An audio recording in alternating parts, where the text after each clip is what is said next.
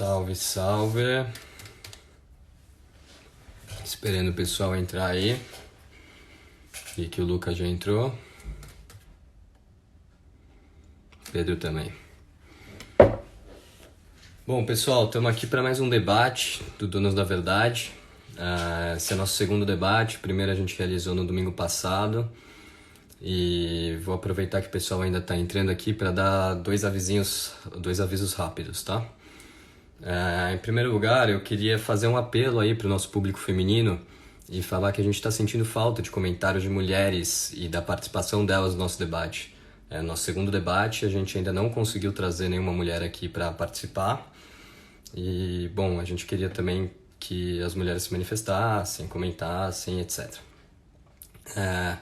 Um segundo adendo que eu acho que é importante de fazer, visto que a gente está discutindo um super tema polêmico, é que, independente de qual seja a sua posição, seu argumento, sua postura em relação ao isolamento e em relação a essa pandemia toda, eu acho que a gente tem que estar ciente que, na verdade, o que todos querem é uma coisa em comum, né? Que é que a população e o próprio Brasil saia dessa situação de uma forma menos danosa. E acho que todo mundo aqui está em prol desse mesmo objetivo. Bom, então vamos lá. Vou incluir aqui o Pedro, que ele vai começar. Já vi que ele está aqui.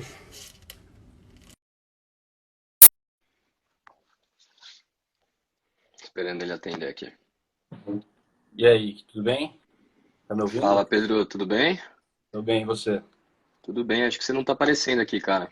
Não tá aparecendo? Na minha aqui não. Calma. Puta, na minha eu tô aparecendo.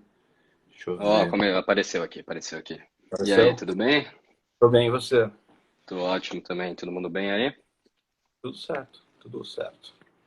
Pedro, a gente gostou muito do seu comentário, eu tô com ele aberto aqui, e, cara, eu achei que foi muito legal a forma como você assunto.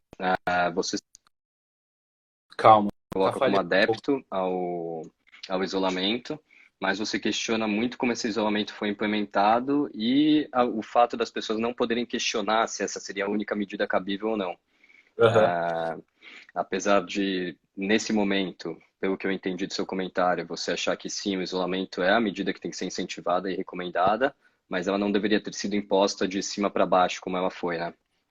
É, Ah, a gente tá numa por favor. situação que é muito complicada, né? Tem o vírus chinês, o isolamento social esquerdista e o remédio do Bolsonaro. A coisa tá tão politizada, a discussão, que é uma discussão que era para ser técnica, era para ser sobre saúde, está tão politizada que as pessoas estão deixando de tratar da forma como tem que ser tratado e rechaçando qualquer opinião contrária, porque teoricamente aquela opinião é vinculada a um projeto, a um partido político ou a um político em si que não me agrada. Claro. Então, essa situação está problemática. Então, foi mais ou menos isso que eu quis passar no meu comentário. Pô, eu achei super legal, principalmente porque acho que a maioria das pessoas que, como você, defendem o isolamento, elas têm essa dificuldade de conseguir se propor a ouvir, né? O outro Uhum. lado, acho que todas as partes têm. Então, Pedrão, você já sabe como funciona o debate? Sei. Acompanhou aí, você vai ter 8 minutos para responder as perguntas que a gente te encaminhou. Eu vou ler elas em voz alta aqui, tá bom? Tá bom. Ah, então vamos lá. Bom, as 3 perguntas que a gente planejou para você são. Pera aí, eu só vou desativar os comentários que eu acho que eles estão na sua cara aqui, só um minutinho. Tá bom.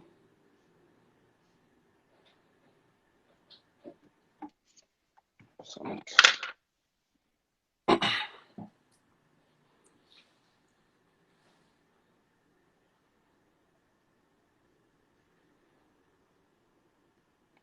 Pronto.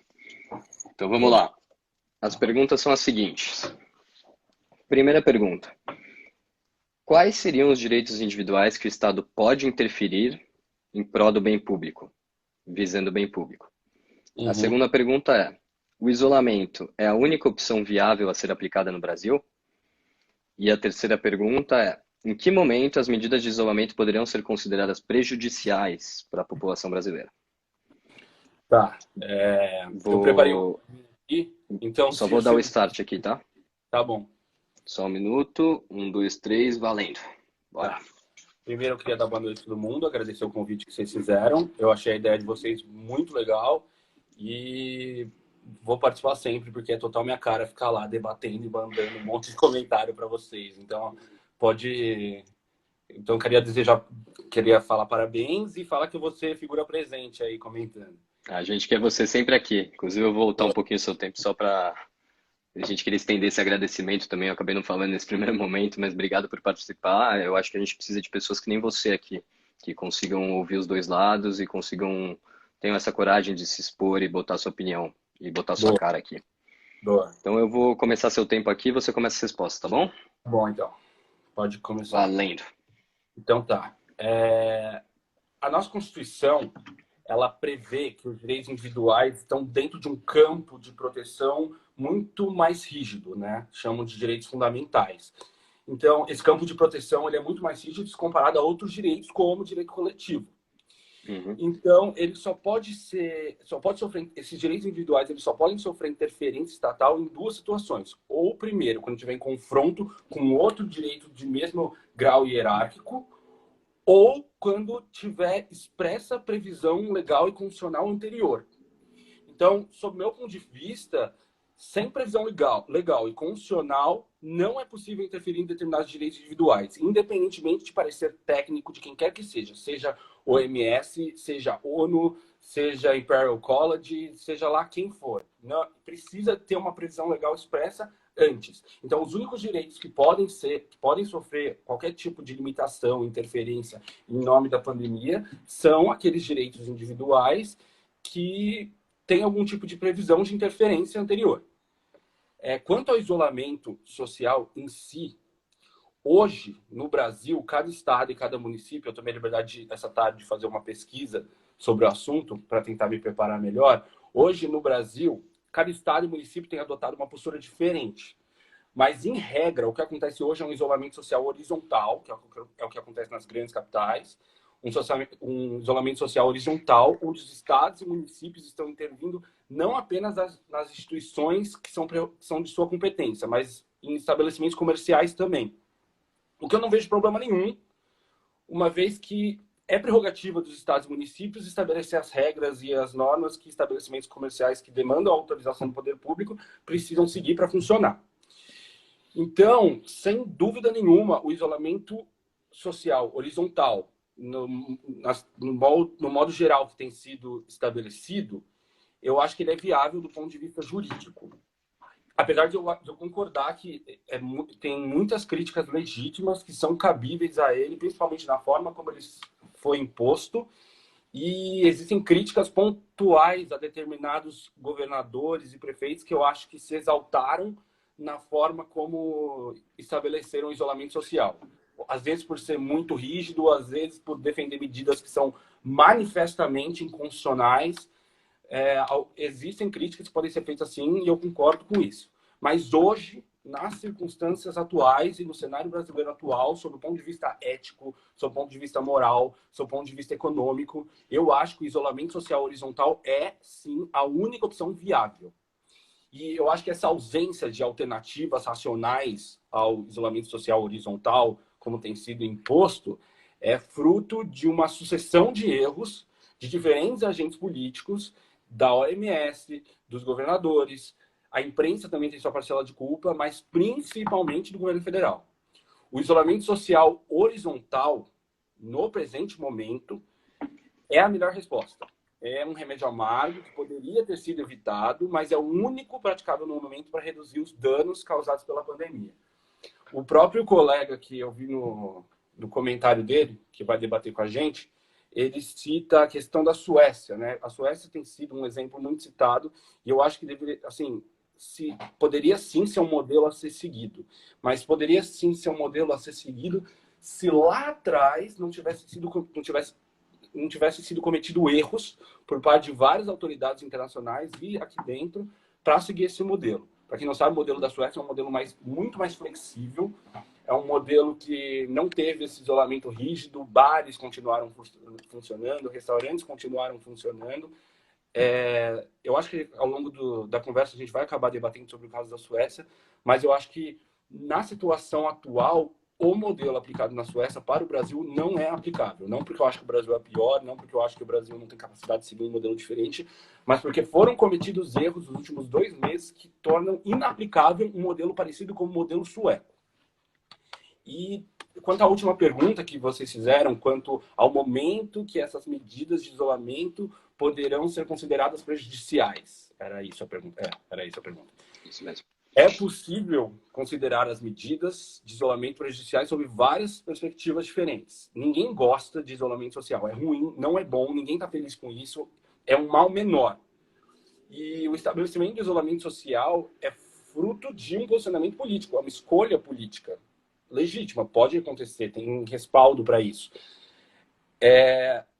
Existe hoje uma política de isolamento social que parece contar com mais respaldo técnico e científico e uma política de anti-isolamento social que parece que não conta com tanto respaldo técnico e científico quanto o isolamento. Então, em que momento essas medidas elas tornam-se prejudiciais? Eu acho que elas tornam-se inaceitáveis quando elas entram em choque com a Constituição e com as leis, a partir do momento que direitos individuais começam a ser colocados em xeque, começam a ser ameaçados pela política de isolamento social, ela se torna inaceitável. E eu acho que ela se torna desnecessária e extremamente prejudicial a partir do momento que a gente vê que a taxa de ocupação de leitos em UTI está num nível aceitável, está num nível que dá para a gente manter, está num nível ok, podemos parar, podemos diminuir. São nessas circunstâncias que eu acho que vai poder ser cessado essa política de isolamento. Entendi. E é isso. Quer colocar mais alguma coisa? Não, a princípio eu acho que é uma boa colocação inicial. Eu prefiro já passar pro Lucas para ver como é que ele vai falar e depois ir ajustando na réplica, se tiver na réplica. Tá bom, só para levantar um pouquinho o que você falou, só para o pessoal que ainda não tinha entrado e tal. O primeiro momento, você acha que a primeira discussão que precisa se ter é uma discussão constitucional, visto que se não tivesse autorização expressa da Constituição, ou se esses casos não forem julgados e colocados na balança em caso concreto, os direitos individuais, se os direitos fundamentais estiverem conflitando e não forem jogados no caso concreto, e a Constituição não permitir que esse isolamento seja feito, ele nunca seria cabível. E isso é super interessante. Um segundo ponto que você traz uma análise... É o custo da democracia, né? É o custo de viver numa democracia. É muito fácil para um país, para um regime chinês, ir lá e falar, bom, a partir de agora ninguém mais sai de casa, fica todo mundo em casa. É eficiente? Ninguém nega que é eficiente. Se ninguém circular, o vírus também não vai circular. Mas a gente não está no regime chinês. A gente vive, a Constituição ainda está vigente, a gente vive num sistema democrático e, em nome de uma pandemia, você não pode comprometer direitos fundamentais individuais do cidadão. Claro. E, Pedro, nesse sentido, quando você citou o exemplo da Suécia, que provavelmente vai ser debatido mais aprofundadamente aqui, você acredita então que o Brasil poderia até ter implementado isso num primeiro momento, se não tivesse sentido tantos erros do nosso poder executivo, do nosso governo federal, bem como erros internacionais, certo? Ao se tratar dessa questão. Sim, eu acho que principalmente assim, é importante pontuar. Porque tem muita gente que costuma ver opinião, a OMS indica tal, a ONU indica tal coisa, como se fossem entidades etéreas superiores, donas de um saber moral, científico, intelectual superior aos seres comuns, cidadãos meros mortais como nós. E não é.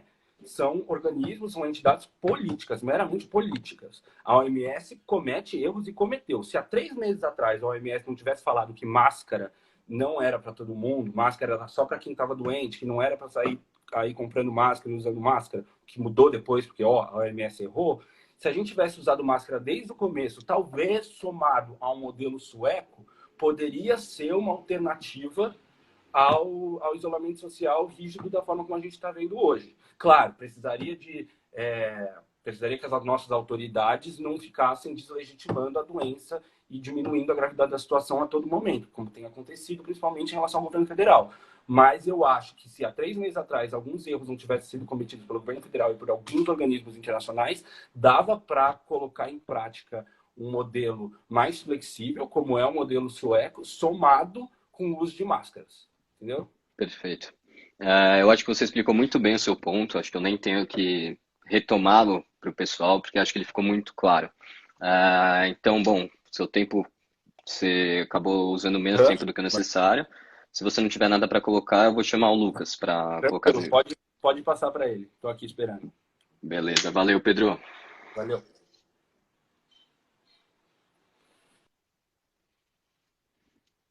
Só um minutinho, tô me chamando aqui.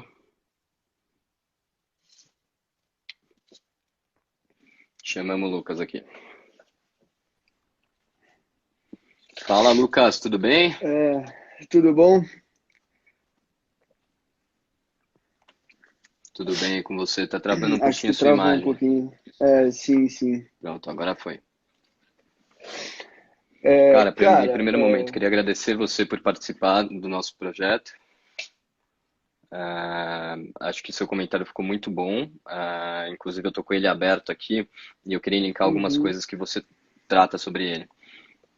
certo. Bom, eu percebi aqui que você se mostra contrário ao isolamento. Você acredita que o isolamento tem tido efeitos danosos para a população brasileira, mais danosos do que benéficos. Uhum, E você critica muito a forma pelo qual ele foi proposta e implementada pelo nosso governo, tanto pelos estados quanto pelo nosso sim, governo federal. sim. Você faz também uma comparação com a Suécia, que o seu debatedor chegou a citar aqui nesse primeiro momento, e Sim. você acha que talvez a medida que foi implementada na Suécia talvez fosse uma opção aqui para o Estado brasileiro? Acho que aí acho que talvez tenha sido um pouco de interpretação. Na realidade, mas eu queria debater isso, falar essa parte mais final do debate. Então, a princípio, sim, mas depois eu vou explicar esse ponto. Perfeito, perfeito. Perfeito? Só queria destacar um último ponto que foi interessantíssimo e eu acho que é uma discussão que vai entrar muito à tona nos próximos dias e nas próximas semanas, que são os esforços que têm sido feitos para conter a circulação da doença nos estabelecimentos penitenciários, nos presídios. Uhum, E eu achei super legal essa sua colocação, esse seu questionamento, que acho que vai vir a ser feito cada vez mais, né? uhum. Quanto mais essa doença disseminar e quanto mais o nosso sistema penitenciário entrar em colapso, e uma hora a conta vai bater e o pessoal precisa começar a se questionar sobre esse assunto. Lucas, então eu vou fazer o seguinte, eu vou começar seu tempo aqui para você responder as Uhum. perguntas. Não sei se você quer falar alguma coisa antes de responder, o Pedro quis dar Não, algumas não, colocações só antes. agradecer a vocês, falar que, pô, o Rafinha me falou da ideia de vocês logo no começo, eu achei uma ideia muito legal. E, pô, obrigado aí pela oportunidade de estar falando aí, aberto, dando minha opinião. Que é isso, a gente que agradece por você se dispor a participar e acho que junto a gente vai conseguir entrar num diálogo bem legal. Então eu vou começar o seu tempo aqui, tá bom? Você tem 8 Uhum, minutos. O Pedro não usou o tempo inteiro dele, então caso você passe um pouquinho e precise de mais tempo, talvez eu dê mais tempo para ele uhum. na réplica. Combinado? Ok, ok, fechou. Então vamos lá. Um, dois, três e vai. Bom, eu acho que a gente tinha que começar falando não necessariamente da Constituição, mas sim uma conversa filosófica tendo como princípio, ponto de partida, a ética. Quando a gente fala está na Constituição, não necessariamente que está na Constituição pode ser tido como ético. Muitas vezes a Constituição só nos mostra o que fazer em alguns casos e não necessariamente o que se fazer é ético. O que está escrito que se deve fazer é ético. Em um primeiro momento, quando você fala, eu sou contra o isolamento, não é que eu seja contra o isolamento. Eu acho que a gente tem que fazer uma análise do que aconteceu no Brasil e logo quando começou o coronavírus. A gente hoje em dia já tem as informações de que o vírus estava no Brasil antes do que a gente já sabia. Tem pesquisa que fala que estava aí em fevereiro, final de janeiro. Não sei se isso é verdade, mas já tem pesquisas mostrando isso. Logo quando a gente teve uma descoberta que o vírus estava aqui, que vinha uma bomba pela frente, muitas entidades, como faculdades, por causa do meu âmbito de vivência, mas empresas e coisas assim, tomaram partido e encerraram suas atividades com o pressuposto de que iriam se planejar de como agir durante a crise do coronavírus. E a mesma coisa fizeram as pessoas. E já aconteceu um movimento de fique em casa, porque é melhor para a sua família e para o coronavírus, só que esse movimento, uma primeira instância, era voluntário. E é aí que eu acho que pega na brincadeira. A gente esquece que esse movimento aconteceu. E logo depois que começou o movimento voluntário das pessoas, entrou o Estado com não necessariamente coerções, mas com limitações da população a fim de conter o vírus, com o argumento de que se a gente tivesse uma X taxa de população em suas casas, sem circulação nas ruas, por um X por um X período, a gente conseguiria vencer o vírus. E é aí que eu não concordo, porque deixa de ser voluntário e começa a se ser na base do poder coercitivo. Quando a gente fala, eu citei a Suécia, e não é que eu acho que a Suécia seja o ideal e que talvez seria o que deveria ser implantado no Brasil. Eu quis dizer que vai de contraste, contraste opinativo que teve as grandes organizações. No começo eles falavam que a gente teria que impor uma quarentena aos indivíduos e tinha que acontecer um lockdown muito grande, coisas assim. E depois elas já mudaram de opinião. Mas não era para exaltar essa opinião dela, e sim para mostrar que, mano, existe uma discordância até mesmo entre as instituições. E já que essa opinião é levada a sério por muita gente, eu vou pegar a última coisa que o cara falou e que o presidente do OMS soltou uma pauta falando que países de média e baixa renda não deveriam impor o lockdown por conta das questões econômicas que isso implicaria para a própria população. Quando a gente fala de fechamento dos comércios, fechamento disso e daquilo, a gente está falando de pessoas que vão deixar de trabalhar e vão deixar de receber o seu salário muitas vezes, porque o cara não vai conseguir bancar uma coisa que não rende, não gira capital ali. Entende? Obviamente, a economia do Brasil ia ser fragilizada a partir de uma pandemia. As pessoas iam guardar mais dinheiro para uma possível bomba que viesse em suas famílias. E a gente também não pode tirar o mérito das pessoas que têm dinheiro guardado para sobreviver à crise. Só que a gente também tem que olhar para o âmbito das pessoas que não têm tanto dinheiro e que não conseguem sobreviver ao lockdown por muito tempo. Fora isso, algumas medidas que foram tomadas para segurar a circulação das pessoas, por exemplo, em São Paulo. Aqui em Santos, que eu moro em Santos, os caras fecharam a praia. Em São Paulo, a gente teve o Dória fechando as avenidas. E no momento que eles fechou as avenidas, muitos médicos não conseguiram chegar nos seus ambientes de trabalho. E isso deve ter implicado, com certeza implicou, em uma complicação em vários casos de pessoas que estavam em hospitais e precisavam daquele atendimento. E quem é que vai se responsabilizar por essa não chegada dos médicos aos hospitais? É o próprio Estado. Aí o cara fala, vou colocar um rodízio e só as placas com, sei lá, vou colocar uma medida aqui que eu vou conseguir ver quem é que está indo trabalhar e quem é que está passeando. Quem é que está indo trabalhar no essencial e quem é que não é essencial. E só os essenciais vão poder rodar. E aí você faz com que as pessoas peguem serviço público de ônibus e trem, e metrô e coisas assim, onde literalmente é o foco de contaminação de pessoas, onde você encontra uma grande quantidade de pessoas presas no mesmo lugar. Entende a incoerência do argumento? Você fecha uma coisa e as pessoas vão continuar usando, porque você não pode simplesmente cortar os direitos delas e falar tudo bem e pedir para elas te obedecerem, porque eu acho que elas não vão obedecer. E aí vem o questionamento que eu faço. O que a gente faz com as pessoas que não obedecem? A gente vai prender?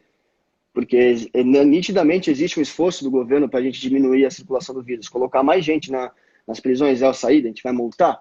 E aí a gente vai fazer com que pessoas que já não têm tanto dinheiro assim e estão passando por uma dificuldade econômica tenham cada vez menos dinheiro, com a carga de impostos tão alta que a gente já paga.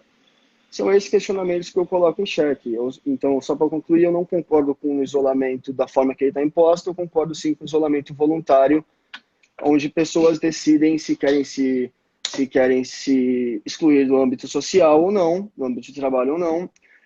Logicamente, vai haver consequências com a economia social e muitas coisas. Eu acho que nossos hábitos vão mudar muito depois dessa crise. Só que eu não concordo com a forma que ela está imposta e muitas vezes acaba sendo, querendo ou não, anticonstitucional, como ele acabou citando. E é isso. Perfeito. Você ainda tem 1 minutinho e 40. Você quer falar mais alguma coisa? Não, só isso, mano. Tá tranquilo. Tá, eu vou trazer um pouco as coisas que você acabou tratando aí nesse seu primeiro momento. E se eu estiver falando alguma coisa que você não quis dizer, me corrija, por favor, tá? Uhum. Pelo que eu entendi, você critica muito mais como que esse isolamento é feito de uma forma coercitiva e que é imposto às pessoas do que realmente o Uhum. próprio isolamento em si. Sim, Então, quando você usou uma comparação com a Suécia, você queria ilustrar, na verdade, que o governo da Suécia, ele não impôs um isolamento restritivo e sim deixou as pessoas sim, a seu próprio critério, de se locomover ou não e se isolar caso entendesse necessário. sim. Fora isso, você também falou que você falou uma questão da Constituição, que não necessariamente o que estivesse previsto na Constituição seriam preceitos éticos e seria o correto a se fazer. Sim, sim. Ah, Até e porque se nesse você pegar sentido, historicamente, muitas constituições previam algumas atrocidades que a gente vê na história e não necessariamente você poderia falar, pô, aquilo é certo. Nitidamente, historicamente, algumas coisas não são certas e mesmo assim aconteceram e eram previstas pela Constituição. claro. Bom, eu acho que você expôs o seu ponto de uma forma muito boa também, ficou muito claro qual que é a sua opinião. Se você não tiver mais nada para colocar, eu vou passar para o seu debatedor fazer a réplica dele. Não, pode passar. Combinado? Até já, Lucas. Tranquilo, valeu.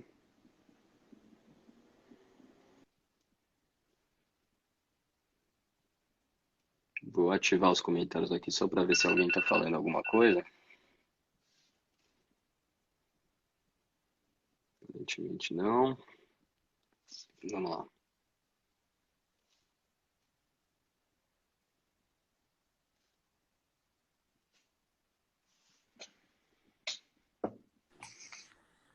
Fala, Pedro.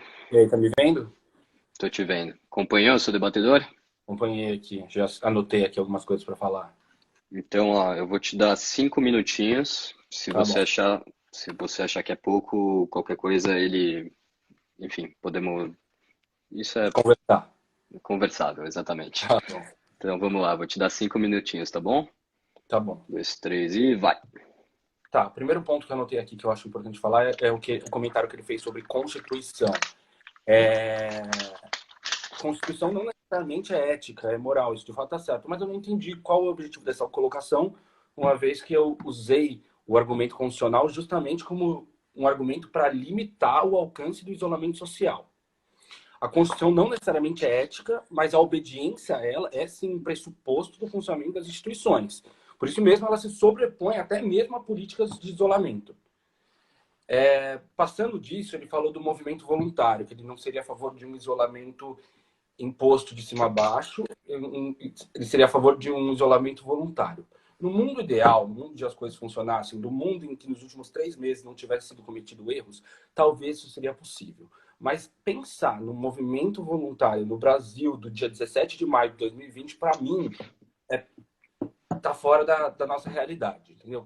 É impossível um movimento voluntário sem que as autoridades públicas demonstrem respeito à situação que está acontecendo e demonstrem entender a gravidade da situação. Como é que funcionou na Suécia, onde aconteceu esse movimento voluntário? O primeiro-ministro da Suécia nunca negou a gravidade da situação. Tanto, ele sempre deixou bem claro que a situação era grave, sempre usou o isolamento mais como uma recomendação, sempre mostrou que era o melhor, não marcava churrasco, não marcava coisas para tentar diminuir a gravidade da questão. E aí, por conta disso, houve uma aderência da população a essas medidas e não foi necessário enrijecer as medidas. Não que não tivesse gente lá que quisesse, porque a prefeita de Estocolmo chegou a, inclusive, ameaçar os restaurantes e bares que não cumprissem com as normas de saúde que a prefeitura chegou a impor lá. Então, não é que também que na Suécia foi um livre, leve e solto. Houve também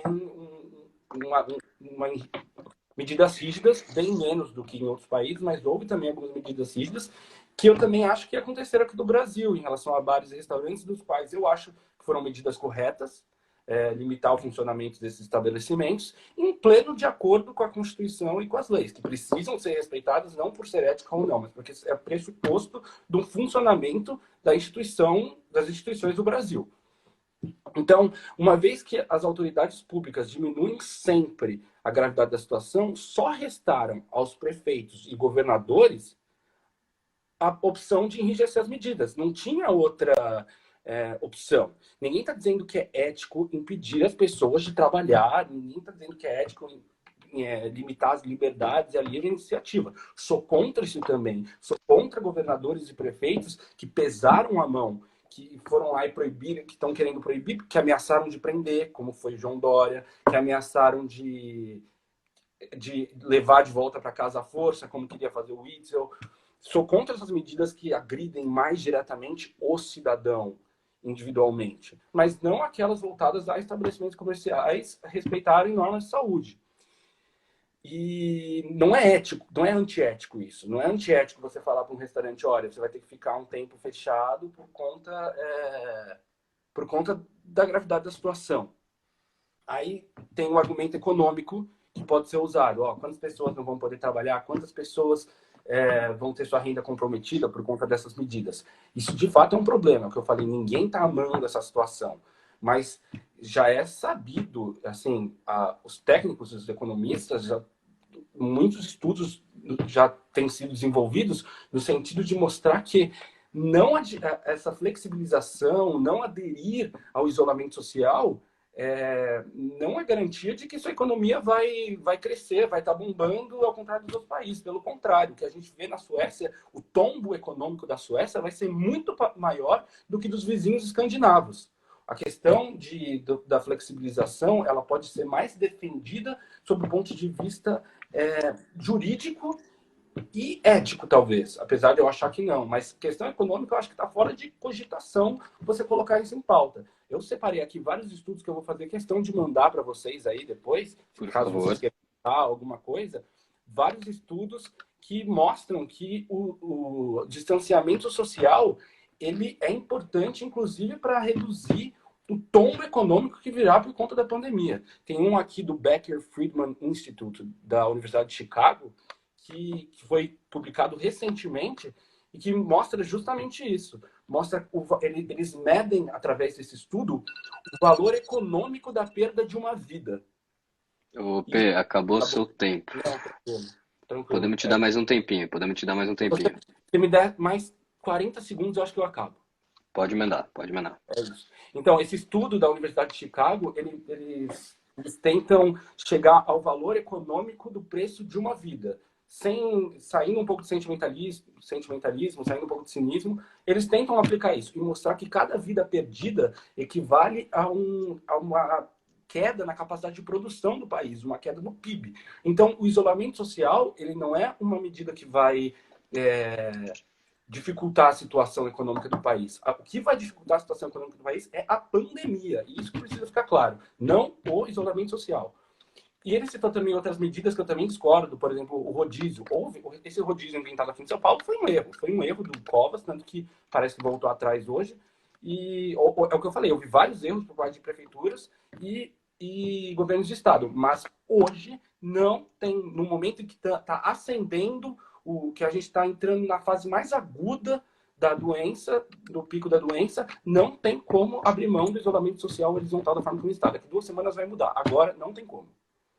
Perfeito. Eu acho que você colocou de forma claríssima. Nem vou retomar seus argumentos, tá? Vou passar direto pro seu debatedor, para as ideias não se perderem. Já te chamo aí, P. Valeu.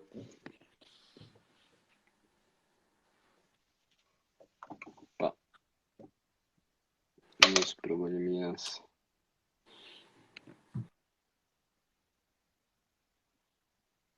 Espera aí, estamos chamando o Lucas aqui.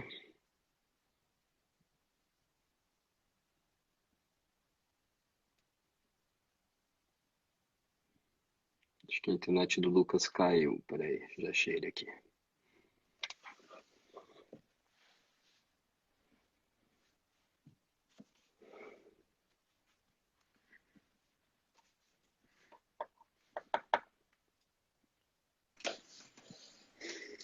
Fala, Lucas.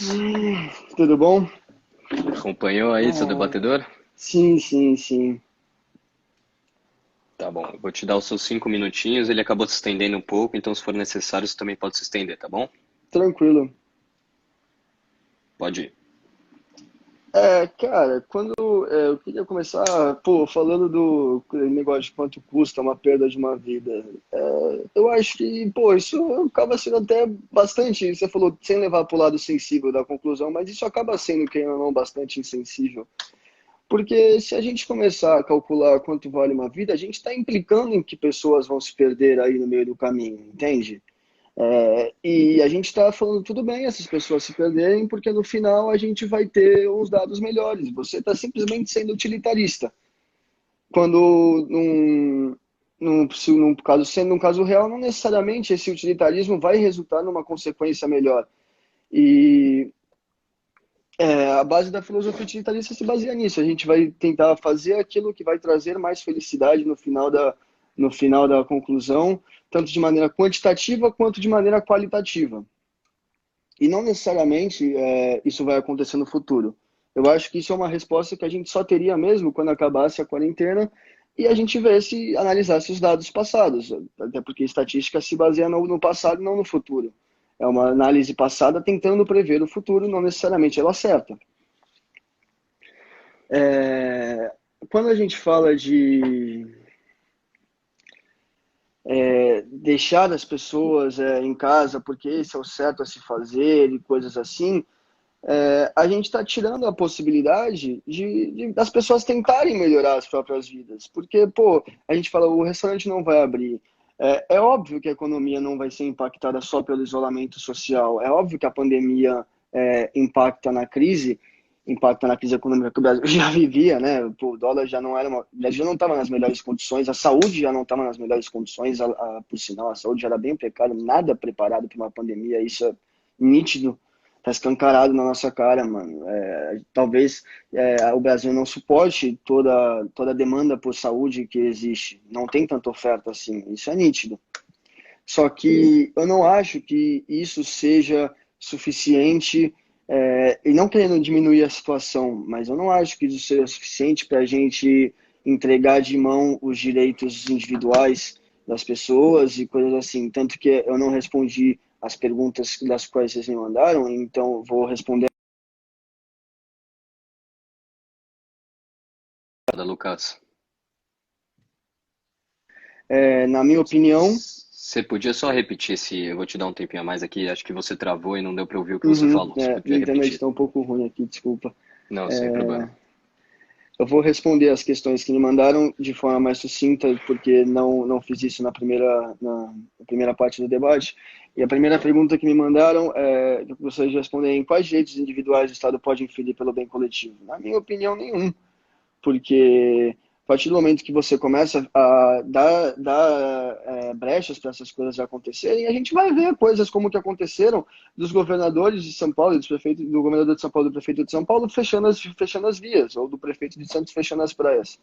Só que uma coisa que eu acho que a gente concorda, e isso em parte eu gostei bastante de escutar pelo seu lado, era que existe uma dificuldade de se posicionar contra o isolamento e uma dificuldade de ver pessoas fazendo isso. Existe esse déficit atualmente, porque o dever social da pessoa, o dever social não, né? Desculpa, o dever moral da pessoa, hoje em dia é ficar em casa. Existe uma moralidade implícita na nossa sociedade que fala, mano, você tem que ficar em casa. Só que o problema é quando a moralidade se torna lei. E nem sempre todas as pessoas conseguem aderir a essa moralidade. E essas pessoas acabam marginalizadas e, sabe, soltas no mar e fala, salva-se aí, porque esse pato só vai virar número. E tem número que a gente descarta e tem número que a gente tenta melhorar. Infelizmente é assim e se a gente continuar com isso daí, vai continuar sendo assim. Perfeito. Você tem mais alguma colocação para fazer? Não, só isso. Eu vou fazer agora um questionamento para o pessoal para ver se eles querem ou não uma tréplica, tá bom? Que eu Uhum. acho que o debate está muito bom e eu acho que seria legal se a gente tivesse uma tréplica, assim. Então eu vou te desligar, ativar os comentários e pessoal, comentem aí, por favor, se vocês vão querer que haja uma tréplica ou não. Só um minutinho, Lucas. Tranquilo. Galera, tô ativando o comentário aqui. Comentem aí se vocês quiserem que tenhamos uma tréplica. Lucas ainda não saiu aqui, peraí.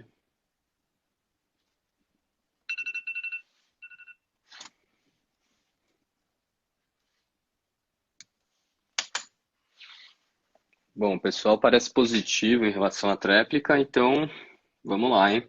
Mais 5 minutinhos aí para o Pedro responder o seu debatedor.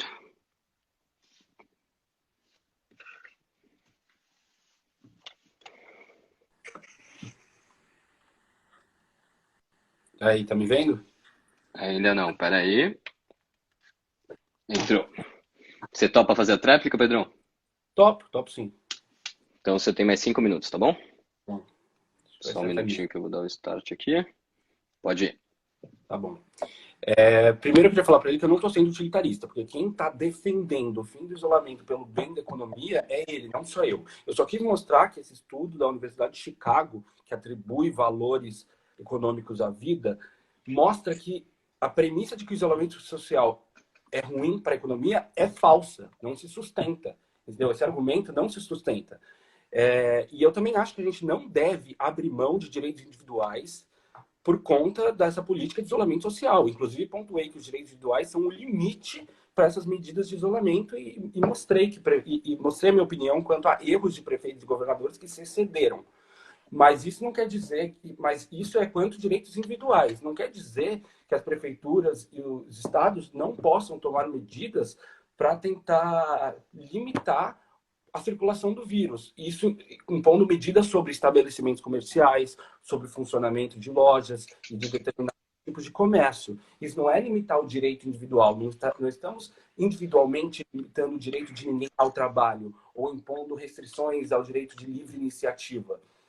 Também acho que não é certo, por exemplo, a manicure, cabeleireiro, proibir ela completamente de trabalhar ou determinados tipos de serviço. Às vezes não é o essencial, mas estabelecer regras, novas regras e regras temporárias de funcionamento para estabelecimentos comerciais, principalmente bares e restaurantes que demandam aglomeração, salões de beleza, academia, são importantes estabelecer essas regras. E isso não é interferir em direito individual de ninguém.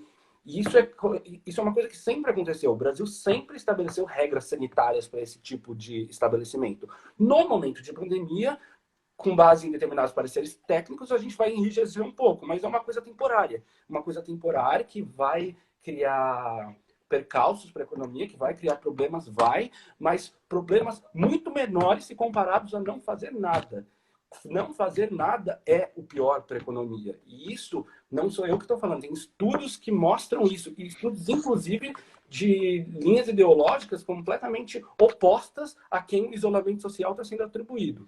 Então, eu queria contribuir, eu queria finalizar só retomando uma coisa que eu falei no começo. O maior erro, o que está gerando o maior problema em toda essa questão é a politização desses assuntos que deveriam ser técnicos. É o vírus chinês, é o isolamento social esquerdista e o remédio do Bolsonaro. Agindo assim, o Brasil tende a ir pelo pior caminho possível, o pior de todos. A gente vai acabar com o número de mortos em 6 dígitos e o PIB caindo em 2.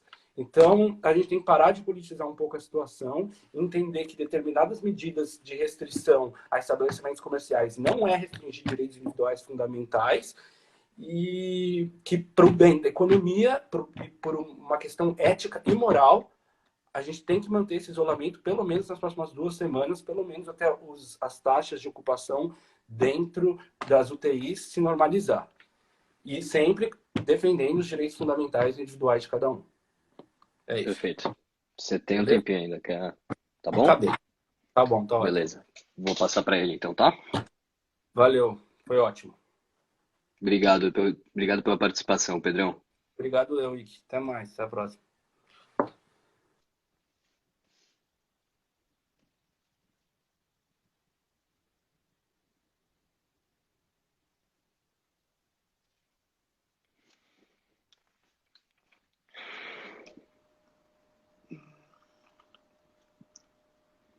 Lucas entrou? Sim. Acompanhou aí as palavras do seu debatedor? Sim, com certeza. Então, vamos lá, vou te dar os seus 5 minutinhos. Bom, eu acho que uma coisa que talvez ficou um pouco fora de contexto é que em nenhum momento eu acho que existe um debate bem social versus economia. E isso é uma coisa que é muito colocada hoje em dia. As pessoas falam muito, ah, não, o debate é social versus econômico. E eu não acho que existe essa dualidade. Eu acho que o debate é algumas medidas estão sendo implementadas de uma maneira X e elas ferem a ética Y, e por isso talvez elas deveriam ser revistas. O ambiente econômico macro, principalmente o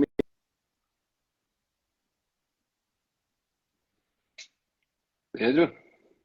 Ô, Lucas, desculpa, eu acho que você saiu. Peraí.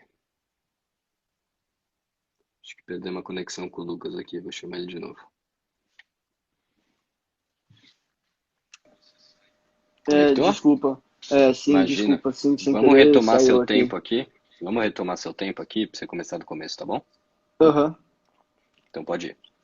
Bom, eu já falei, né, que eu acho que não é um debate social versus econômico, é sim um debate sobre medidas sendo tomadas versus ética, e que o quesito macroeconômico é simplesmente um pedacinho que está sendo afetado pelas medidas tomadas, e não necessariamente ele deixaria de ser afetado se as medidas tomadas fossem outras. Se a gente liberasse o comércio, logicamente a gente deixaria de frequentar restaurantes, a gente deixaria de frequentar bares, a gente deixaria de frequentar tudo que não é essencial, porque a gente, creio eu, pelo menos qualquer bom senso falaria, mano, eu preciso ter uma reserva de dinheiro, eu preciso focar nas coisas essenciais, eu preciso focar na sobrevivência da minha família. E eu acho que essa é a principal preocupação de todo chefe de família, colocando como seja pai, seja mãe, todo aquele cara que está ali na família tentando colocar comida na mesa, esse é o principal foco dele agora, nesse momento.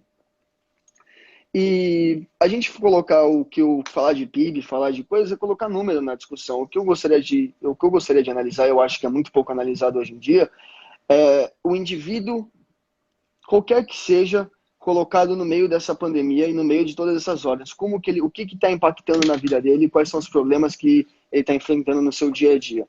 Existem problemas como, vou falar o meu, que é eu estou tendo EAD e eu estou tendo que ficar em casa, não posso sair de casa, e esses são os meus problemas, porque eu me enquadro no meu tipo de vida e ele se baseia nisso. Agora, a gente tem que olhar também o problema de uma pessoa que não tem um trabalho fixo ou que depende de uma renda baixa e está sem emprego. E a taxa de emprego informal cresce gigantescamente. Dessa vez colocando no mesmo debates, mas colocando o indivíduo como principal causador desses números e não os números que ditam os indivíduos. Eu acho que essa é a diferença e eu acho que a gente está olhando para o macro e deveria olhar mais para o micro. Certo. Você ainda tem um tempinho. Você quer parar por aí? Não, só isso. Obrigado. Então, Lu, obrigado você por participar. Esperamos que você continue comentando e com certeza seja chamado para outro debate. Pode crer, brigadão aí, gente. Parabéns pela iniciativa aí. Obrigado ao Pedro Obrigado. também aí pelo debate, muito bom. Obrigado, Lucas. Eu vou tirar você agora, tá? Uhum. Galera, eu vou desfiar os comentários aqui. Espero que vocês tenham gostado do debate. Eu acho que foi muito legal e muito esclarecedor, principalmente em relação ao que eles tinham comentado no primeiro momento. A gente vai disponibilizar esse debate aí, que nem a gente fez por IGTV, na nossa página do Instagram. E provavelmente hoje, se não amanhã, a gente vai lançar uma enquete com os temas da próxima semana para vocês votarem. Espero que vocês tenham gostado. E é isso aí. Obrigado por todo mundo aí que acompanhou. E, por favor, participem do projeto.